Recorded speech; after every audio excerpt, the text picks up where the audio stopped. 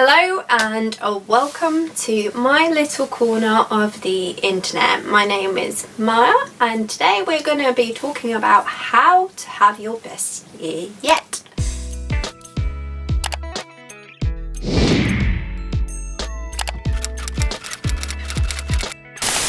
Like many people, I always set myself New Year's resolutions and majority of the time, pretty much 9 out of 10 times, I will fail them, not even start them, completely forget about them, and come the new year I start again and make those exact same New Year's resolutions as the year before and go through the same cycle once again. For this year, in 2020, my boyfriend suggested I read the book called Your Best Year Yet by Jinny Ditzler, which goes through 10 different questions that you need to ask yourself and write down answers for, which will help you set your goals for 2020. The author points out that you can start this whenever you want. It doesn't have to be beginning of the year, it can be middle of the year, it can be tomorrow, like whenever you want, whenever you get round to it. But it just so happens that I read this book at the beginning of the year, so all my goals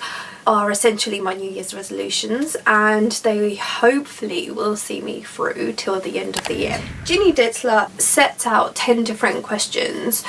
So these questions are: what are your accomplishments from the past year? So if you're doing this at the beginning of the year, it's probably the best because it gives you time to reflect on a full year. So when I sat down at the beginning of the year, so beginning of 2020, I went through my accomplishments that I've achieved in 2019, then, which is actually a lot harder than it seems because you try and think of all the things that you've done but you can only think of like 2, but you probably accomplished a lot more and a lot bigger things than what you remember, what you think you should be putting down.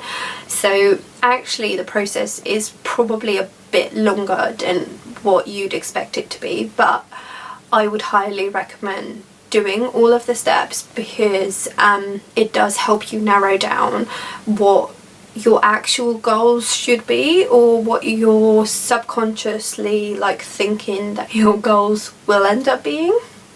So number 1 is your accomplishments, then number 2 are your disappointments.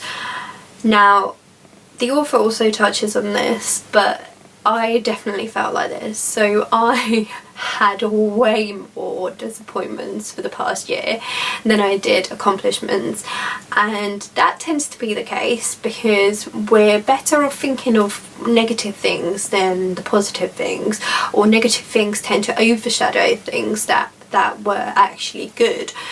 So my list of 20 disappointments definitely overshadowed my list of 10 accomplishments because it was double the amount.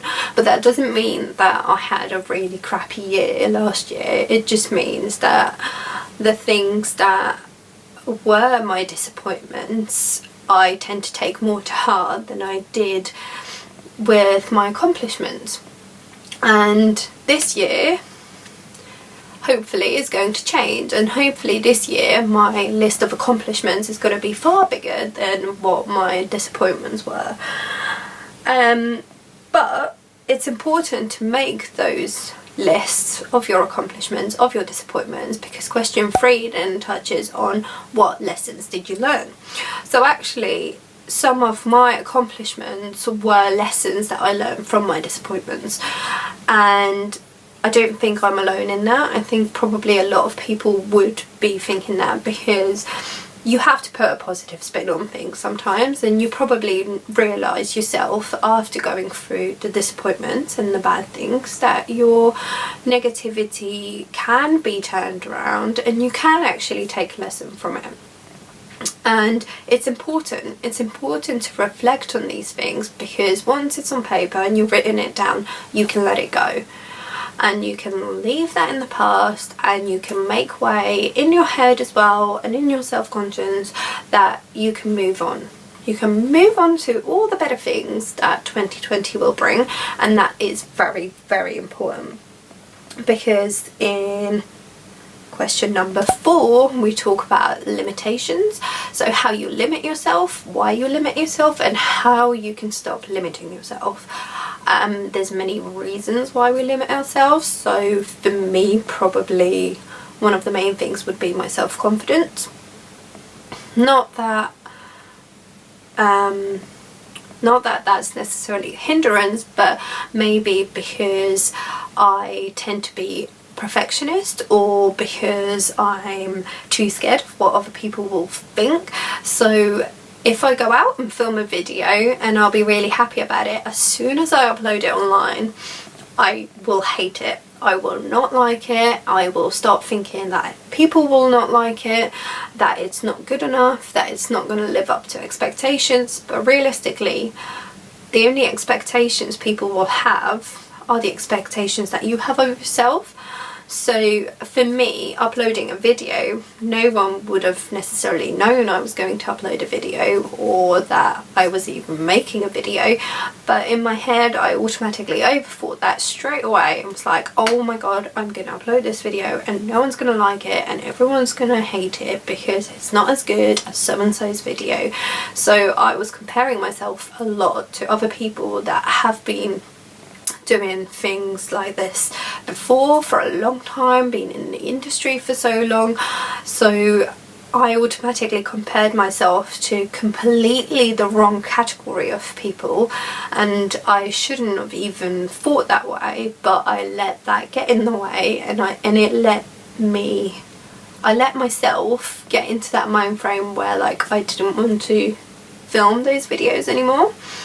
So we're stopping that this year. We're definitely stopping that this year, and we're stepping out of our comfort zone, and we're going to be positive, and we're going to have self-love, and we're going to assure ourselves that we're more than capable of doing what we want to be doing, and we can do it.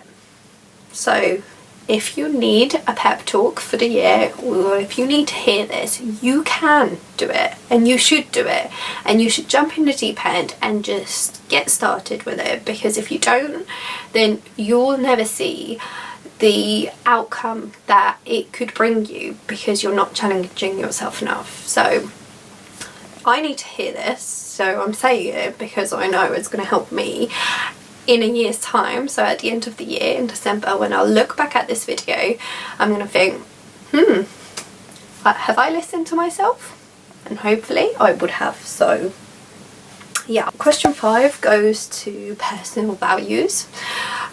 So what you value, what are the things that matter to you within the world, whether that's like environmental changes, or cutting out meat, or changing your diet, or doing charitable work. So there's a lot of different things, but that's just like top level things. That could also mean your family's health, your family's welfare, or if you've got pets, then looking after your pets, or being a good dog mum, or just anything that you think is like a valuable importance within your own life and within your own role. Just write it down. Just write it down and see how that's going to help you progress, how that's going to help you like actually understand better what matters to you. Because sometimes I feel like I've written down things that I wouldn't have thought of necessarily if someone just asked me on the spot, what are your values?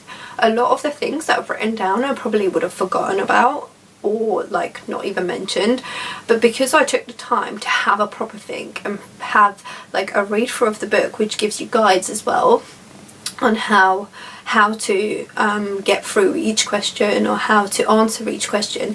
So it made me think a lot more about what I was doing and why I'm doing things the way I'm doing, and how I should be doing things. So that's definitely a good way to actually like reflect on what your beliefs are actually at the end of the day. And that brings us on to your roles. So not necessarily your job role or your job title or your role within society, but this can be any role. So what roles do you play within your own life? Are you a mum? Are you a daughter? Are you a sister? Are you a brother? Are you a husband? Are you a dog parent or any animal parent? Then you can obviously like go through your job title and what further out within society like roles you play, but you then go through each different role. So I think I've broken down mine to about 8 or 10 different roles, so like the main roles. So those included like family member, friend, girlfriend, dog mom. So these are all the roles that I play within my own life, or only some of them, but this also included things like what I want to be, or what role I consider I'm already doing but not necessarily fulfilling. So things like that, just put it down, write everything down, and then the next question will then go through like which role is going to be your major focus for the year. So out of those 8 to 10 roles that I wrote down for myself, I picked one major role which I thought was going to be my major focus. So again, it goes through steps like how to find what's going to be your major role, and it comes through, I think she did like a cross section graph where you put all your different roles, and then you put like 1 to 10, you score yourself how you think you're scoring within those roles, and then it eliminates things that, like, obviously every role we're gonna think we need work on because we're not going to ever be perfect in everything. But for me, there were definitely like a couple that I was really dissatisfied with the person I was playing within that role. So that helped me eliminate all the rest and then focus on just one key area that was going to be the role I was going to focus on for the rest of the year, and like help me push myself more to being the person that I want to be and achieving the goals that I want to achieve, which is actually then what your goals are for each role. So you go through each role, what roles are your importance, so you put them in importance levels, and then you put like one goal for each and every one of them. So for me, one of them was be a better friend, because I've got a lot of friends who live far away but I don't necessarily reach out to them enough or speak to them enough or catch up with them enough. So that is the sort of thing like is going to be a goal for me. I need to improve my communication skills with some of my friends who live far away, because I don't get to see them every day anymore. So the only way I can reach out to them is pick up the phone or drop them a message, but I need to do that more often. And I know that, and I've now realised that, so that's going to be my goal for this coming year, is to be a better friend. Talking about goals, it then brings you on to your top 10 goals. So your top 10 goals don't have to be broken down for each role that you've already done in the previous question, but your top 10 goals can be related to any role or any position in life or any value in life that you want to achieve. But you have to make sure you have at least 10 things that you can focus yourself on. Sometimes we're going to have 20 goals, but we're not going to be able to fulfill all 20, so we're going to have to break it down. So again, with 10, there are chances that with those 10 you're not going to fulfill every one of them, and that's absolutely fine, because I know for a fact like some of my goals are going to be far more time consuming than others. So some of them I will spend far more time or put more time into achieving those goals than others. So yeah, not every one of them will be met by the end of the year, but I would have had made a good start on each and every one of them to be on a good like progression level and to be on a good path of achieving them, whether that is within this year or whether it's like, I don't know, a bit further down the line. But I would have set myself up to achieve those, which in the past I probably wouldn't have done. I would have just said like, this is what I want to achieve by the end of the year. But would I have done it? No, because I would have forgotten about it by the end of the next month. It's important to do it that way and to break it down to each different section and prioritize them as well. So put them in priority level of like your top goal. Your top goal will most likely be your one specific role based goal that also meets your values, because that is the one thing that will probably stick out in your head the most, that is what you want to achieve or you want to improve on, and that's absolutely fine. That's mine. Actually, my top goal was something that I definitely felt like I needed to work on, and something that I definitely wanted to achieve by the end of the year. So that is why I'm like so focused, tunnel visioned on it, and I'm going to put so much time and effort into achieving them. How will you achieve your goals? So this actually talks about a couple of different things. So what you're going to put into place for you to be able to achieve your goals. So for me, I will have a proper schedule of things that I need to do in order to achieve these. But that actually goes on to how your top goals feed into monthly goals and into weekly goals. Weekly goals equate to goal time. So my main goal is actually quite a big goal, but I know I can achieve it by the end of the year. But for me to not see it as like an absolutely massive and enormous thing that probably would seem unachievable, because you can't just turn it around like in 1 month. So I broke it down for each month, so 12 months of the year, and I have like weekly schedules and monthly schedules, so I know what I need to be doing next in order to move on to the next step, and again and again and again, to in the end, by the end of the 12th month, I should be achieving the goal that I was hoping to. So that brings me on to why this channel exists. So this is going to be my little hub of creativity, and I'm going to challenge myself each week to upload a video on Sunday to challenge myself to be more creative, because I am a creative person, but I don't use my creativity to its full advantage or full extent, and I miss that, and I want to do more of that. So if you want to go on this journey, or if you also are on a similar path, then please hit the like button and subscribe, and let's see whether we can achieve our goals and have our best year yet. Thanks for watching. Bye.